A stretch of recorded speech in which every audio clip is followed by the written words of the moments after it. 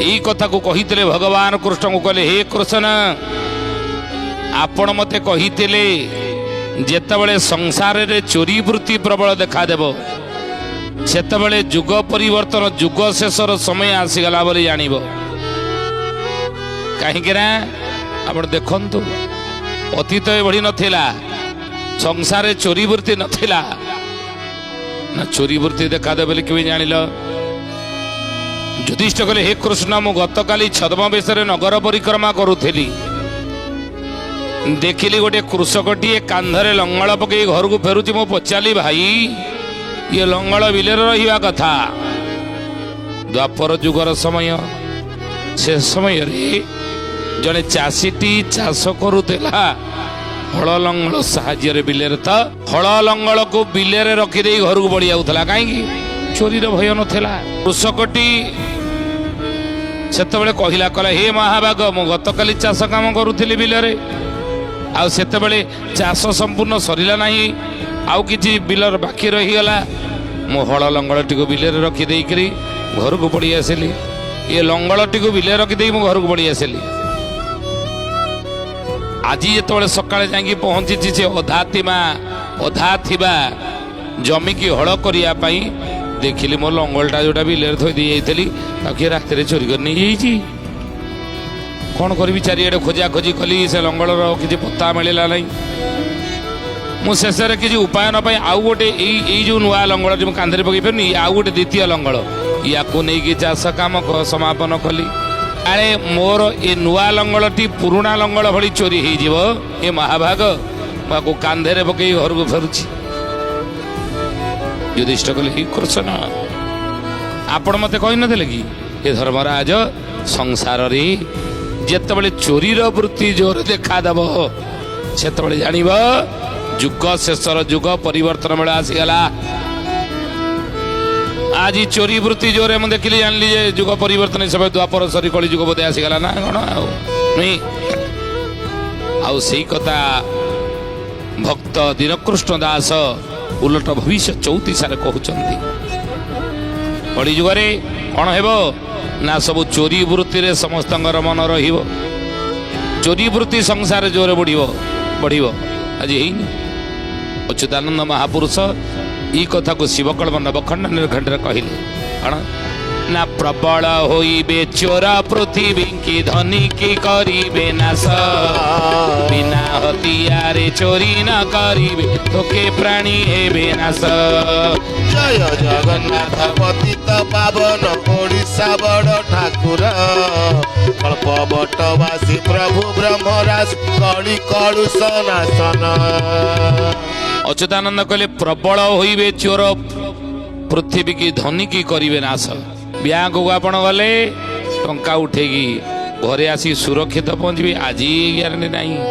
अच्छी ग्यारंटी ना डिक्की रखी डिक्की भांगिकी दाटिकी नहीं जाऊँगी टंका नहीं कि आसुंच बैंक उठेगी बंधुक लगे मुंडे भुजाली तरुआ लगे टंका दियो ये जीवन को किए नटरे प्राण को नहीं ये पैतृक प्राण थे आउ केते धन रोजगार हम से कौन जाऊ से टंका चोरी रे गला नहीं यात्रा पूजा मेला महोत्सव आपण जाइछंती जदि सुना चेन पकई जाइछंती छिंडीवाटा सार नहीं चेन चोरी जोर होनी कि आजिकल दुनिया देखुना तो महापुरुष सही कथा लिखिले प्रबल होइबे चोर पृथ्वी की धनी की करिवे नाश आ बिना हथियार चोरी न करिवे बिना हथियार चोरी करिवे नहीं जात सेमि चोरी परी कले आमे भय देखै दै थांदा को किंतु हथियार चोरी करिवे बिना हथियार चोरी न करिवे थोके प्राणी हेबे नाश हथियार फथियार देखिए आप टंका पैसा नदेले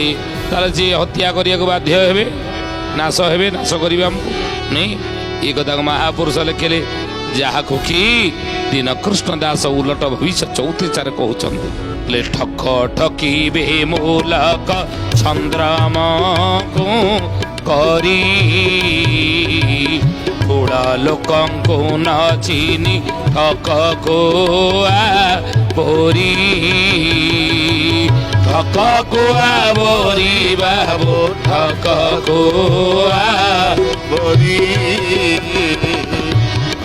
କୁଆ ଭରି ବାବୁ କୁଆ ଭରି। ଥରେ ଲେଖିଲେ ବୋଲେ ଠକ ଠକିବେ ମୂଲକ ଛଦ୍ରମକୁ କରି। ଛଦ୍ରମ କହିଲେ କଣ ନା ଛଦ୍ରମ କହିଲେ କପଟ। ଅଚ୍ୟୁତାନନ୍ଦ ଲେଖିଲେ ଲେଖିଲେ ଉଲଟ 34 ଉଲଟ ଭବିଷ୍ୟ 34 ଦିନକୃଷ୍ଣ ଦାସ ଛଦ୍ରମ। ଛଦ୍ରମ କହିଲେ କପଟ। କପଟରେ ଠକମାନେ ଠକିବେ କଳିଯୁଗର ସାଧାରଣ ନିରୀହ ଲୋକମାନଙ୍କୁ, ସରଳ ବିଶ୍ୱାସୀ ଲୋକଙ୍କୁ। ହଉନି କି ଆଜି बोलिए महापुरुष अच्युतानंद जी की सुधी जानी ज्ञानी गुणी मंडली। आज देखो ठकुना कि सब ठका ठकी सब चली संसार रे चली। महापुरुष कहले कहले बाबू रे ई सब घटना घटवा बाकी नहीं। आओ साधारण लोक निरीह लोक माने सरल विश्वासी लोक माने से ठकामीर शिकार होचन। जो जिनस आपण किणवे महापुरुष लिखी कथा कौन कहले कहले धन रे इमिति समय आसीब इमिति बेल आसीब कही पोछि जाने थे जन पछा माछ भी कही। उत्तम जन को चिन्हिबा बाबू सहज नही। उत्तम जन को चिन्हिबा बाबू सहज नही। उत्तम जन को चिन्हिबा बाबू सहज नही। कही पोछि जाने जे जन पचा माछ बिकई। आज कलिजुगर समाज रे आपण माने ध्यान देवे कथा ऊपर। कही पोछि जाने जे जन पचा माछ बिकई। जे कही पोछि जानिला भल भाव रे जे पचा माछ को आज बिकी दउन कि कलरा बरং 5 दिन तळु से तोलिकी आनिकी घरे रखी थाउ। ये संध्या बेलिया आपण जीवे मार्केट को से पानी छिंची देई कहबो संगे संगे ए दिन रे तोलिकी आनिथिली नहीं। तो महापुरुष कहते ठकामीर सबुआड़े आप शिकार हेबे। किति केते कथा महापुरुष लिखिछन जहाँ घटुची ये 600 वर्ष तले जानी या हम बोली नहीं।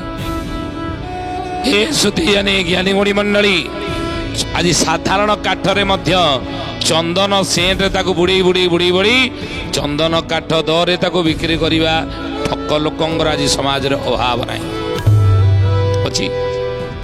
ये साधारण जाई काठ को चंदन सेंट भितर बुड़ेले बुड़ी बुड़ी बुड़ी बुड़ी सी चंदन काठ भाया बासिला बासिला ताकू देले आणिकी आम 8-10 दिन घोरी सारा पर देख कहीं चंदन बासना बाहर से ठका। रास्ता कड़े आपण मैंने देखिए महू फेणा धरिकी सब बस महू फेणा धरिकी बस महू महू बिक्री कर महू फेणा धरिकी टाउन बजार महू फेणार महू माछी खाली खाली बुलुवे से देखला बेलू महू सब डिक्चे हांडी थुआई टिफिन बक्स सब रखाई कहीं आप जानवे जी ओरिजिनाल महू नहीं कहीं महू फेणाटी अच्छी पाखे महू माछी ही उड़ी बुलूँ पाखे तेणु ये ओरिजिनाल महू नहीं कि घर को आणिकी आप महू को जब 8-10 दिन 15 दिन रखिए तो गंध हम व्यवहार उपयोगी हम ना एवं सी गुड़ पानी भाया लगे नहीं। देखिए नदी पाखे बड़ बड़ नई महानदी पाखे देखु जो पूरा आनिकट ब्रिज पाखे सब माछ धरिकी बसवे माछ धरिकी सब बसी ना कि कौन आप जानवे ये नई रु सांगे सांगे धरिकी ये रखिकी बस नहीं। ये बजार वाला गले माछ गोदाम किणिले ये किणिकी जाकि बसी गले कौटी ना नई पाख देखिक पोल मुंड देखिक जहाँ सज माछ सांगे सांगे जाल पकई सांगे सांगे धरी तेणु ठकामी नुह ये सत कथा कहून देखो सबू क्षेत्र आप देख ठकामी ठकामी ठकामी सब चली नहीं सब जगह देख पाइखाना ठार पार्लियामेंट पर्यंत सबू जगह ठकामी ये कम करदेव से कम करदेव ये वर्ष भितर आमके ठकामी नहीं। तेणु हे ज्ञानी गुणी मंडली महापुरुष यही कथा लिखिले आउ ठूल लोक न चिन्ही ठक कुआ बोरी। ये ठूल लोक भल लोक दुनिया रे आज तार सम्मान नहीं तार आदर नहीं ताकू मध्य लोक कहीं पचारू ना जी ठकिला समाज रे सी आज समाज रे देखंतु ऊपर ऊपर उठी जाउछि। दीनकृष्ण दास यही कथा को उलट भविष्य 34 लिखिले पुणी कौन कहले ना टाकी अछि भगवती चित्रोत्पला कोळे बाबू चित्र प्रोला कोळे ଲୋକଙ୍କୁ ଖାଇବ ଅର୍କବଟ ମୂଳେ ବାବୁ ଅର୍କବଟ ମୂଳେ ଡାକି ଅଛି ଭଗବତୀ ଚିତ୍ରୋତ୍ପଳା କୋଳେ। ହେଲେ ଏଭଳି ଲୋକଙ୍କୁ ଯେଉଁମାନେ ଦୁନିଆରେ ଲୋକଙ୍କୁ ସାଧାରଣ ନିରୀହ ଲୋକଙ୍କୁ ଠକୁଛନ୍ତି ସେମାନଙ୍କୁ ଖାଇବ କିଏ? ଭଗବତୀ କୋଉଠି? ଚିତ୍ରୋତ୍ପଳା କୋଳେ। ହେ ଜ୍ଞାନୀ ଗୁଣୀ ମଣ୍ଡଳୀ, ଗଙ୍ଗା ଠାରୁ 1000 ବର୍ଷ ବଡ଼ ବୟସରେ ଗଙ୍ଗାର ବଡ଼ ଭଉଣୀ ବୋଲି କହନ୍ତି କାହାକୁ? ଚିତ୍ରୋତ୍ପଳା ନଦୀକି। ଅତୀତରେ ଆମେ এই ବିଷୟ ଆଲୋଚନା କରିଛି ପୂର୍ବ ଅଧ୍ୟାୟ। ଯେଉଁ ଚିତ୍ରୋତ୍ପଳା ନଦୀ ଚିତ୍ରାଙ୍ଗୀ, ଯାହାର କୂଳରେ ସ୍ୱୟଂ ବଳଦେବ ମଧ୍ୟ କଣ ନା ବ୍ରହ୍ମହତ୍ୟା ଦୋଷରୁ ମୁକ୍ତି ପାଇବା ପାଇଁ ତପସ୍ୟା କରିଥିଲେ, ତୀର୍ଥ କରିବାକୁ ଆସି ତପସ୍ୟା କରିଥିଲେ ଏ ଚିତ୍ରୋତ୍ପଳା କୂଳରେ। ସେଇଥିପାଇଁ ଏ ଚିତ୍ରୋତ୍ପଳା କୂଳରେ ସାଧୁ ସନ୍ଥ ଋଷି ମୁନିମାନେ ଆଶ୍ରମ ପ୍ରତିଷ୍ଠା କରି ସାଧନାରତ ହେଇଛନ୍ତି, ଆଉ ସାଧନାରେ ସିଦ୍ଧି ମଧ୍ୟ ପାଇଛନ୍ତି। ତେଣୁ ସେଇ ଚିତ୍ରୋତ୍ପଳା କୂଳରେ ମହାପୁରୁଷ କହୁଛନ୍ତି ବାବୁରେ କଣ ହବ ନା ଭଗବତୀ ଏଇ ଚିତ୍ରୋତ୍ପଳା ନଦୀ କୂଳରେ କଣ କରିବେ ନା ଡାକି ଅଛି ଭଗବତୀ ଚିତ୍ରୋତ୍ପଳା କୂଳେ ଟାଣ ଲୋକଙ୍କୁ ଖାଇବ ଅର୍କବଟ ମୂଳେ। ଟାଣ ଜୀବନରେ ଟାଣ ଦେଖାଇବେ, ଟାଣି କହୁଥିବେ ଟାଣ ଦେଖାଇବେ ଟାହିଟା ପରାଜୟ କରି। ମହାପୁରୁଷ ଲେଖିଲେ କଥା, ଯେଉଁମାନେ ଟାଣ ଦେଖାଉଥିବେ ଟାହିଟା ପରା କରୁଥିବେ, ସେଇମାନେ ଯେ ଟାଣ ଗର୍ବ ଦେଖାଉଥିବେ ଧନ ପଦ ପଦବୀର ଅହଙ୍କାରରେ, ତାଙ୍କୁ ଖାଇବ ମା ଭଗବତୀ। ତେଣୁ ଠ ଗଲା ଏ ଟ ଗଲା। ତାପରେ ମହାପୁରୁଷ ଲେଖିଲେ ବୋଲେ ଛସାଇ ଦମନ ବଳ ଆସିବେ ଟି ମାଡ଼ି ବାବୁ ଆସିବେ ମାଡ଼ି ଝମଟକେ ଓଡ଼ିଶା ଯେ ଏ ବହୁରି ଜୋରି ବାବୁ ହେ ବାହୁରି ଜୋରି। ବୋଲେ ବାବୁରେ ଝସାଇ ଦମନ ଦଳ ଆସିବେ ଟି ମାଡ଼ି, ଝିମିଟକେ ଓଡ଼ିଶା ଯେ ହେବ ହୁରି ଝୋରି। ଦମନ ବଳ ମାଡ଼ି ଆସିବେ ବୋଲି ଏ କଥାକୁ ଦୀନକୃଷ୍ଣ ଦାସ ମଧ୍ୟ ଉଲଟ ଭବିଷ୍ୟ 34 କହିଲେ। ଓଡ଼ିଶାକୁ ଦମନ ବଳ ପୁଣି ଆସିବେ ବୋଲି ମହାପୁରୁଷ ଅଚ୍ୟୁତାନନ୍ଦ ଜୀ କି ସୁଧୀୟାନୀ ଜ୍ଞାନୀ ଗୁଣୀ ମଣ୍ଡଳୀ କହିଲେ ଝସାଇ ଦମନ ବଳ ଆସିବେ ଟି ମାଡ଼ି। ଦମନ ବଳ ମାଡ଼ି ଆସିବେ ଓଡ଼ିଶାକୁ, ଧସେଇକି ପଶିବେ। ଧସେଇକି ମାନେ କ'ଣ? ଜୋର ଜବରଦସ୍ତ। କହନ୍ତିନି ମନ୍ଦିରରେ ବାହାରେ ଏତେ ଭିଡ଼ ଥିଲା ଯେ ସେ ଧସେଇକି ପୁରା ପଶିଗଲେ। ଧସେଇକି ଲୋକମାନେ ପଶିଗଲେ ମାନେ କ'ଣ?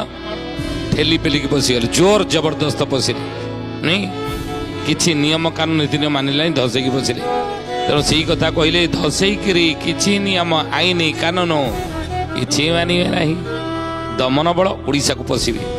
ଆଉ ସେତେବେଳେ ଝିମିଟକେ ଓଡ଼ିଶା ଯେ ହେବ ପୁରୀ ଝୋରି। ଝିମିଟକେ କହିଲେ କ'ଣ ନା ସାଙ୍ଗେ ସାଙ୍ଗେ ତତକ୍ଷଣା, ମାନେ ଚଟକିନି ଶୀଘ୍ର ପୁରୀ ଝୋରି ପଡ଼ିଯିବ ଓଡ଼ିଶାରେ, ଗୋଟେ ହଇଚଇ ପଡ଼ିଯିବ ସେ ସମୟରେ, ବୁଝିଲେ। ଆଉ ମହାପୁରୁଷ କହିଲେ ନଳ ଲୁଣ ଶାସନ ଯେ ହୋଇବ ହରଣ ବାବୁ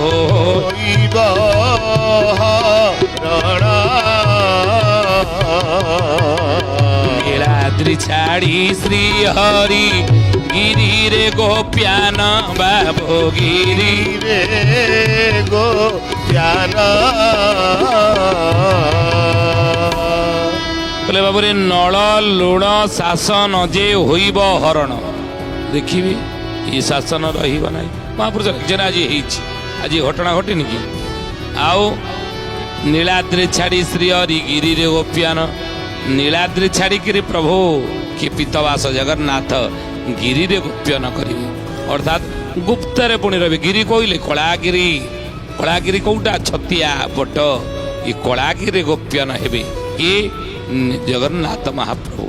এই কথাକୁ ମହାପୁରୁଷ ମଧ୍ୟ ଲେଖିଛନ୍ତି କେତେବେଳେ ନା ରଜନୀରେ ବର ଯିବେ ଜଗନ୍ନାଥ ଛତିଆ ନୀଳ ସୁନ୍ଦର ଛତିଆ ନୀଳ ସୁନ୍ଦର ଭକତ ପାଇଁକି ଲାଗିଥିବ ଲୀଳା ହୋଇବ କେତେ ସୁନ୍ଦର ହୋଇବ କେତେ ସୁନ୍ଦର ରଜନୀରେ ବର ଯିବେ ଜଗନ୍ନାଥ ଛତିଆ ନୀଳ ସୁନ୍ଦର ସେ ଗିରିରେ ଯାଇକି ଗୋପନରେ ରହିବେ ବୋଲି ମହାପୁରୁଷ ଲେଖିଲେ। ତେଣୁ ସେଇ କଥାକୁ ମହାପୁରୁଷ ଭୋଜନ କଲେ ବାବୁରେ ସେଠାକୁ ଯିବେ ଗିରିରେ ଯାଇକି ଜଗନ୍ନାଥ ମହାପ୍ରଭୁ କ'ଣ କରିବେ ନା ନୀଳାଦ୍ରି ଛାଡ଼ି ଶ୍ରୀହରି ଗିରିରେ ଗୋପ୍ୟନ ନୀଳାଦ୍ରି ଛାଡ଼ିଦେବେ ନୀଳାଚଳ କ୍ଷେତ୍ର ଛାଡ଼ିଦେଇକି ସେଠି ରହିବେ। ପୁନଃ ମହାପୁରୁଷ କହିଲେ କ'ଣ କହିଲେ ଜୁଳୁକା ଛତିଆ ରାବତୀ କଟକ ମରାବତୀ କଟକ ଜଇଁ ହୁଡ଼ା ତହିଁ ଜାଣ ନଥିବ ଅଟକ ବାବୁ ନଥିବ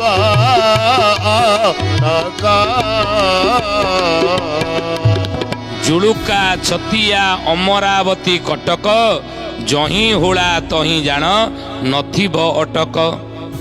ଜୁଳୁକା ଜଳଉକା ପାହାଡ଼ ଛତିଆ ଛତିଆ ବଟ ଅମରାବତୀ ତା ପଛରେ ଅମରାବତୀ କଟକ କହିଲେ ଏଇଠି ଜହିଁ ହୁଳା ହୁଳା କହିଲେ ହେ ଜ୍ଞାନୀ ଗୁଣି ମଣ୍ଡଳୀ କ'ଣ ଅଗ୍ନିଶିଖା ହୁଳା କହିଲେ ଅଗ୍ନିଶିଖା ତହିଁ ଜାଣ ନଥିବ ଅଟକ ତହିଁକି ଅଟକ ରହିବ ନାହିଁ। ମହାପୁରୁଷ ଲେଖିଲେ ଯଜ୍ଞ ସେତେବେଳେ ହେଉଥିବା ଆମେ କହୁଛେ କଥା କହିଛେ ସେ ବିଷୟ ଆଲୋଚନା କରିବାନି। ଯଜ୍ଞ ବଡ଼ଚଣା ଠାରୁ ଛତିଆ ଯାଏ 7 ଜାଗା ଯଜ୍ଞ ହେବ ନିଶ୍ଚୟ ଅଗ୍ନିଶିଖା ଲାଗି ରହିଥିବ ସେ କେବେ ବନ୍ଦ ହେବ ନାହିଁ ସେ ସମୟରେ। ଆଉ ଛପି ରହିବେ ଭକତେ ପ୍ରାଚୀ ନଦୀ କୋଳେ ବାବୁ ପ୍ରାଚୀ ନଦୀ କୋଳେ ଛାଡ଼ି ସିଂହରଡ଼ି ଦାତ ବାଗ ତୋଟା ପରେ ବାବୁ ବାଗ ତୋଟା ପରେ ଛରେ ଲେଖିଲେ ଭକ୍ତ କବି ଦୀନକୃଷ୍ଣ ଦାସ ଉଲ୍ଟ ଭବିଷ୍ୟ 34 କହିଲେ ସେଇଠି ଭକ୍ତମାନେ ସବୁ ଛପିକି ରହିଥିବେ କୋଉଠି ନା ପ୍ରାଚୀ ନଦୀ କୋଳେ ପୁଣ୍ୟବତୀ ସେ ନଦୀ ପ୍ରାଚୀ ଆଜି ଅବଲୋପିତ ପ୍ରାୟ ଆଜି ଅବଲୋପିତ ଏବଂ ଏହି ପ୍ରାଚୀର ପୁନରୁଦ୍ଧାର ହେବ ବୋଲି ମହାପୁରୁଷ ଅଚ୍ୟୁତାନନ୍ଦ ମାଳିକା ଶାସ୍ତ୍ରରେ ଲେଖିଛନ୍ତି। ଓଡ଼ିଶା ଭୂଖଣ୍ଡରେ ଯେତେ ଯେତେ ସବୁ ପୁଣ୍ୟ ନଦୀ ଗୁଡ଼ିକ ସବୁ ରହିଛି ସେ ପୁଣ୍ୟ ନଦୀମାନଙ୍କ ବିଷୟରେ ମାଳିକାରେ ମହାପୁରୁଷ ବର୍ଣ୍ଣନା କରିଛନ୍ତି। ସେ ପୁଣ୍ୟ ଦାୟିକା ନଦୀମାନଙ୍କ ଭିତରେ ପ୍ରାଚୀ ହେଉଛନ୍ତି ଅନ୍ୟତମ।